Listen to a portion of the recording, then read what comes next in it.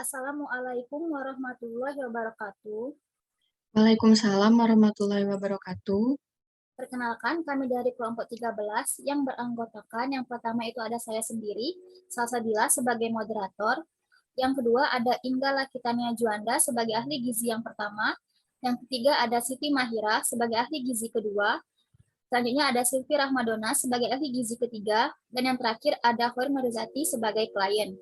Baik, di sini kami akan mempraktekkan konseling gizi mengenai cara posisi menyusui dengan benar dan baik. Silakan menyaksikan. Selamat sore, Mbak. Iya, selamat sore, Bu. Apakah ada bisa saya bantu? Begini, Mbak. Saya ini baru melahirkan 1 minggu yang lalu, dan saya belum mengetahui betul cara pemberian ASI yang benar. Oke, baik, Bu. Sebelumnya, kita isi data Ibu terlebih dahulu ya. Nama Ibu siapa?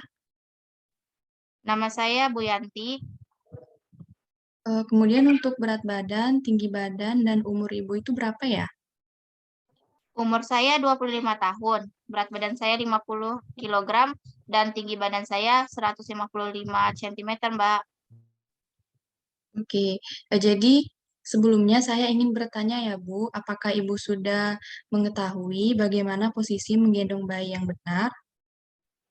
Belum, Mbak, soalnya ini anak pertama saya. Baik, apakah Ibu berkenan untuk saya mempraktekannya?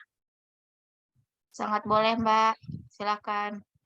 Kita praktekkan langsung saja ya, Bu. Jadi, yang pertama, pastikan terlebih dahulu Ibu itu merasa nyaman dan juga santai, baik dalam posisi duduk ataupun berbaring. Kemudian, duduklah dengan posisi yang nyaman dan sopan. Ketika memegang bayi, kepala dan badan bayi itu harus lurus. Yang kedua, badan bayi itu dekat dengan badan ibu. Setelah itu, ketika menggendong bayi itu, tangan kita harus menopang seluruh tubuh bayi, mulai dari kepala hingga ke kaki. Jadi, semuanya itu ditopang. Selanjutnya, yang terakhir, wajah bayi itu menghadap ke payudara ibu, serta hidung bayi menghadap puting ibu. Nah, selanjutnya untuk cara menyangga payudaranya, yaitu jari-jari diletakkan pada dinding dada di bawah payudara, kemudian jari telunjuk menyangga payudara dan ibu jari dari atas payudara, serta jari-jari ibu tidak boleh terlalu dekat puting. Nah, selanjutnya, untuk cara membantu agar bayi dan ibu itu melekat, yaitu dengan sentuhan bibir bayi dengan putingnya. Kemudian, tunggu sampai mulut bayi terbuka lebar, dan gerakan dengan cepat bayi ke payudara ibu. Arahkan bibir bawah bayi di bawah puting. Nah, kemudian mengenai beberapa kesalahan yang umum terjadi, itu seperti yang pertama, ibu memegang bayinya terlalu tinggi atau terlalu rendah, atau juga terlalu ke samping, sehingga mulutnya tidak akan berhadapan dengan puting. Nah, yang kedua, bayi mungkin terlalu jauh karena ibu memegang bokong bayi di tangan pada sisi yang sama dengan payudaranya, yang berdampak menarik bayi ke arah tersebut. Dan yang ketiga, itu ketika ibu menopang tubuh bayinya, seharusnya ibu tidak memegang bokong bayinya karena akan menarik kepalanya terlalu jauh ke samping. Seharusnya telapak tangan ibu itu berada di punggung bayi, sehingga kepala bayi berada di lengan ibu, bukan di sikunya. Dan yang terakhir, itu menyangga payudara dengan cara tersebut menyulitkan bayi untuk melekat dan menyusu dengan efektif.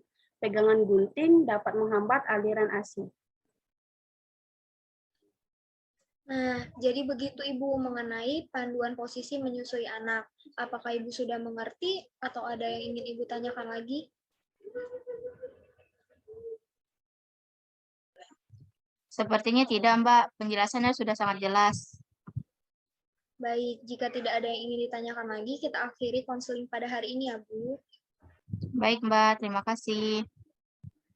Sama-sama. Itulah video praktek dari kelompok kami. Dari video tersebut, kami dapat menyimpulkan bahwa ASI merupakan asupan yang sangat penting bagi bayi.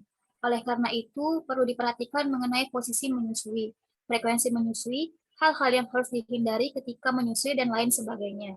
Manfaat ASI bagi bayi yaitu yang pertama, untuk melakukan aktivitas, yang kedua, melakukan berbagai proses dalam tubuh, yang ketiga, mengembalikan alat-alat kandungan keadaan sebelum hamil, yang keempat, sebagai cadangan dalam tubuh, yang kelima, sangat erat kaitannya dengan produksi ASI yang diperlukan untuk pertumbuhan bayi. Jika ibu berhasil memenuhi gizi seimbang saat menyusui, maka pertumbuhan bayi juga akan berhasil, dan tubuh ibu bisa menjadi sehat dan kuat, serta kualitas dan kuantitas produksi ASI menjadi baik. Sekian dari kelompok kami ucapi wassalamualaikum warahmatullahi wabarakatuh. Waalaikumsalam warahmatullahi wabarakatuh.